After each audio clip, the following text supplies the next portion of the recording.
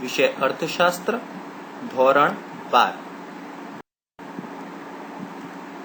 પ્રકરણ 1, અર્થશાસ્ત્રમાં આલેખ, ભાગ 1.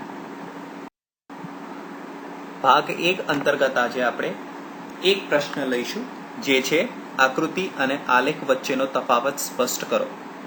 હવે આકૃતિ અને આલેખ વચ્ચેના તફાવતમાં 8 મુદ્દાઓ આવે છે, જે 8 મુદ્દાને આપણે પહેલા સમજીશું, પછી તેનું પુનરાવર્તન કરીશું. પહેલો મુદ્દો, બંનેની વ્યાખ્યા, એટલે કે આકૃતિ અને આલેખ બંનેની વ્યાખ્યા. કોને કહેવાય આકૃતિ?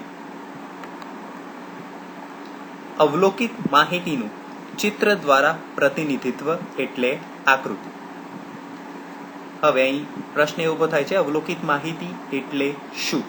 અવલોકિત માહિતી એ વ્યક્તિ જે પોતાની આંખોથી જોવે છે અને એ જોયેલી વસ્તુનું ચિત્રમાં પ્રદર્શન કરે અથવા તો નિરૂપણ કરી આપે, તેને કહેવાય છે આકૃતિ.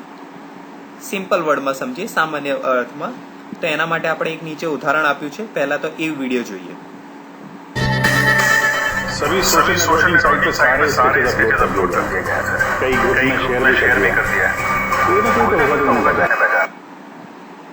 હવે આપણે જોયું આપણું મનગમતું સિરિયલ સોની ઉપર જે આવતું હતું CID. હવે તેમાં સ્કેચીસની વાત કરવામાં આવી છે. સ્કેચીસ એ બીજું કંઈ જ નહીં, આકૃતિ છે. વ્યક્તિએ પહેલા આ વ્યક્તિઓને ક્યાંક જોયા હશે અને પછી આ વ્યક્તિઓનું સ્કેચ તૈયાર કરવામાં આવ્યું, એટલે કે અવલોકિત માહિતીને ચિત્ર દ્વારા પ્રતિનિધિત્વ આપવામાં આવ્યું, જેને કહેવાય છે આકૃતિ. એટલે આકૃતિ ખબર પડી ગઈ. હવે જોઈએ આપણે આલેખ. સ્વયં સ્પષ્ટ ન હોય તેવી અવલોકિત માહિતીનું ચિત્ર દ્વારા પ્રતિનિધિત્વ એટલે આલેખ. આકૃતિમાં અવલોકિત માહિતીનું ચિત્ર દ્વારા પ્રતિનિધિત્વ એટલે આકૃતિ, તો આલેખમાં શું બની જાય છે? સ્વયં સ્પષ્ટ ન હોય તેવી અવલોકિત માહિતીનું ચિત્ર દ્વારા પ્રતિનિધિત્વ એટલે આલેખ. બીજો તફાવત, માહિતી સ્વયં સ્પષ્ટ હોય ત્યારે આકૃતિ દોરાય છે. માહિતી સ્વયં સ્પષ્ટ ન હોય ત્યારે આલેખ દોરાય છે. ત્રીજો તફાવત, આકૃતિ દોરવા આંકડાશાસ્ત્રનું ઊંડું જ્ઞાન હોવું જરૂરી નથી. તો જ્યારે આલેખ દોરવા આંકડાશાસ્ત્રનું ઊંડું જ્ઞાન જરૂરી છે. ચોથો તફાવત, આકૃતિ દોરતી વખતે સ્કેલ માપ લેવાય છે, જ્યારે ચોક્કસ સ્કેલ માપ વગર આલેખ દોરી શકાતું. પાંચમો મુદ્દો, આકૃતિ સામાન્ય રીતે કાગળ ઉપર દોરાય છે. આપણે 11th ધોરણમાં ભણીને આવ્યા છે માંગનો નિયમ, પુરવઠાનો નિયમ. તો જે બંને નિયમની આકૃતિઓ હતી, આપણે શેના ઉપર દોરતા હતા? માત્ર તમારા કાગળ ઉપર. તો સેમ વે છે, આ એ માંગના નિયમની આકૃતિ છે, જે આપણે અહીંયા જોઈ રહ્યા છે. આલેખ ક્યાં દોરાય?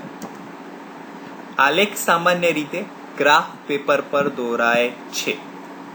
આ એક ગ્રાફ પેપર છે અને એક સાદો એક આલેખ તમને દોરીને અહીંયા બતાવવામાં આવ્યું છે ઉદાહરણ માટે. છઠ્ઠો મુદ્દો, માહિતીને સ્પષ્ટ કરવા આંકડાશાસ્ત્રનો સાધનોનો ઉપયોગ કરવો પડતો નથી.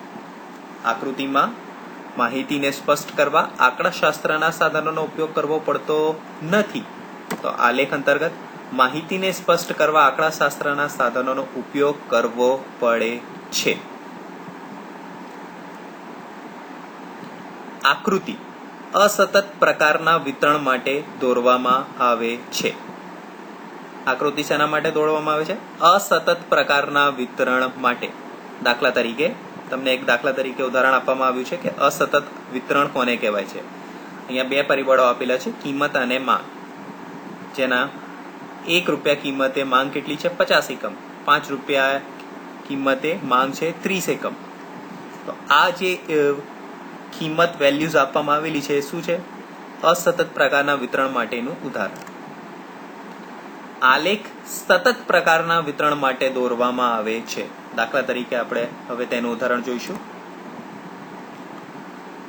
આ ગુણનો વર્ગ છે, 10 થી 19, 20 થી 29, 30 થી 39, જેની અંતર્ગત વિદ્યાર્થીઓની કુલ સંખ્યા આપવામાં આવેલી છે. 50, 30, 10. તો આ છે સતત પ્રકારના વિતરણ માટેનો ઉદાહરણ. છેલ્લો તફાવતનો મુદ્દો, આકૃતિનો ઉપયોગ.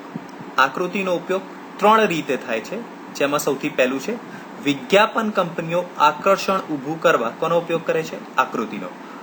વિજ્ઞાપન કંપનીઓ. એક ઉદાહરણ જોઈએ તેનું. અમૂલ.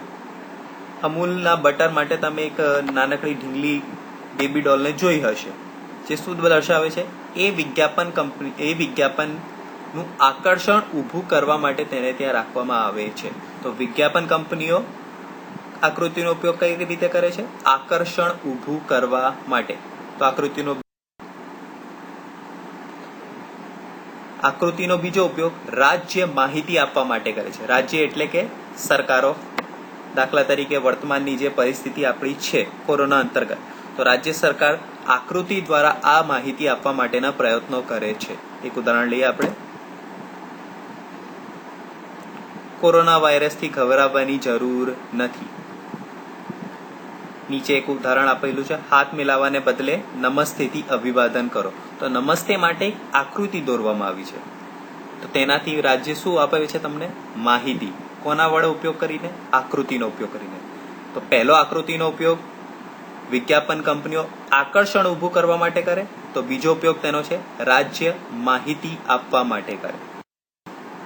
આકૃતિનો ત્રીજો ઉપયોગ સામાજિક સંસ્થાઓ જાગૃતિ ફેલાવવા માટે ઉપયોગ કરે છે. એક ઉદાહરણ, સેવ the tree, save the planet. અમુક સામાજિક સંસ્થાઓ આવી આકૃતિનો ઉપયોગ કરી તમને જાગૃતિ ફેલાવવા માટેના પ્રયત્નો હાથ ધરતી હોય છે. તો આલેખનો ઉપયોગ ક્યાં થાય છે?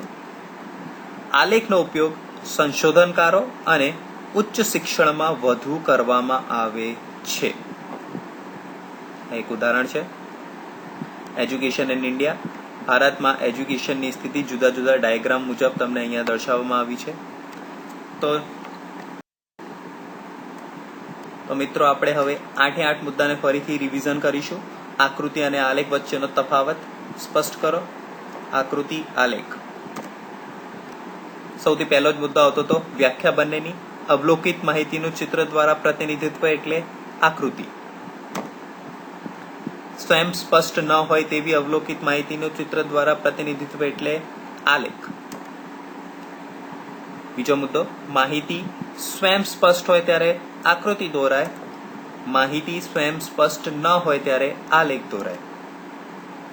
આકૃતિ દોરવા આંકડાશાસ્ત્રના ઊંડું જ્ઞાન હોવું જરૂરી નથી, તો આલેખમાં જરૂરી રહેશે. અર્થાત આલેખ દોરવા આંકડાશાસ્ત્રના ઊંડા જ્ઞાન હોવું જરૂરી છે. આકૃતિ દોરતી વખતે સ્કેલ માપ લેવાય છે, જ્યારે ચોક્કસ સ્કેલ માપ વગર આલેખ દોરી શકાતું નથી. આકૃતિ સામાન્ય રીતે કાગળ ઉપર દોરાય છે, તો આલેખ આપણે ગ્રાફ પેપર ઉપર દોરવામાં આવે.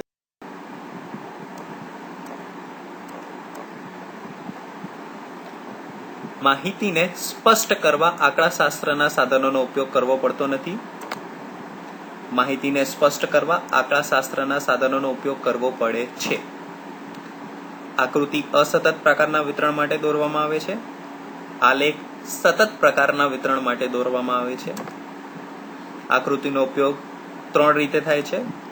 વિજ્ઞાપન કંપનીઓ આકર્ષણ ઊભું કરવા, રાજ્ય માહિતી આપવા માટે અને સામાજિક સંસ્થાઓ જાગૃતિ ફેલાવવા માટે આકૃતિનો ઉપયોગ કરે છે. આલેખનો ઉપયોગ સંશોધનકારો અને ઉચ્ચ શિક્ષણમાં વધુ કરવામાં આવે છે. હવે બોર્ડમાં પૂછાયેલા પ્રશ્નો. હવે જે આપણે તફાવત જોયું, આ તફાવતમાંથી તમને કેટલાક પ્રશ્નો બોર્ડ અંતર્ગત પણ પૂછવામાં આવેલા છે. પહેલો જ પ્રશ્ન, આલેખ એટલે શું? માર્ચ 2018માં પૂછાયેલો પ્રશ્ન છે. સેક્શન બી અંતર્ગત આ પૂછવામાં આવેલા ક્વેશ્ચનો છે, જે એક માર્ક્સના હોય છે. તો વ્યાખ્યા તેની, સ્વયં સ્પષ્ટ ન હોય તેવી અવલોકિત માહિતીનું ચિત્ર દ્વારા પ્રતિનિધિત્વ એટલે આલેખ. બીજો પ્રશ્ન જે જુલાઈ 2018માં પૂછવામાં આવેલું હતું, આલેખ દોરવા અને સમજવા માટે શેનું જ્ઞાન જરૂરી છે? તમને આન્સર આવડતું જ હશે મિત્રો, આંકડાશાસ્ત્રનું જ્ઞાન. ત્રીજો પ્રશ્ન જે માર્ચ 2019માં પૂછવામાં આવેલું છે, જ્યારે માહિતીને સતત આવૃત્તિમાં દર્શાવ્યું હોય ત્યારે શું દોરવામાં આવે છે? આલેખ. સતત આવૃત્તિ માટે આલેખ છે અને અસતત આવૃત્તિ માટે આકૃતિ. ચોથો પ્રશ્ન માર્ચ 2020 છેલ્લે જે પરીક્ષા થઈ તેમાં પૂછવામાં આવેલું પ્રશ્ન, આકૃતિ કયા પ્રકારના વિતરણ માટે દોરવામાં આવે છે? હજી હાલ જ આપણે તેની વાત કરી, અસતત પ્રકારના વિતરણ માટે. તો આ 4 જે પ્રશ્નો છે એ બોર્ડમાં પૂછાયેલા પ્રશ્નો છે, જે આપણે ઉપર ક્વેશ્ચન જોયું તેની અંતર્ગત. સ્વાધ્યાય માટેના પ્રશ્નો, આકૃતિ અને આલેખ વચ્ચેનું તફાવત સ્પષ્ટ કરો. આકૃતિ એટલે શું, તે શા માટે દોરવામાં આવે છે? આલેખ એટલે શું, તે શા માટે દોરવામાં આવે છે? આ બંને ક્વેશ્ચન જે છે તમારા પુસ્તકના સ્વાધ્યાયમાં પણ આપવામાં આવેલા છે, સેક્શન સી અંતર્ગત 2 માર્ક્સના.